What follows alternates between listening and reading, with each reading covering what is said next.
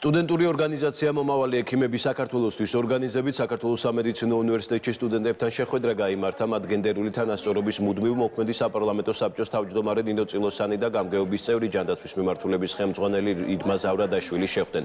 საუბრის მთავარი თემა ძალადობის წინააღმდეგ ბრძოლა იყო. მხარეებმა არსებულ სტატისტიკაზე და გამოწვევებზე ილაპარაკეს.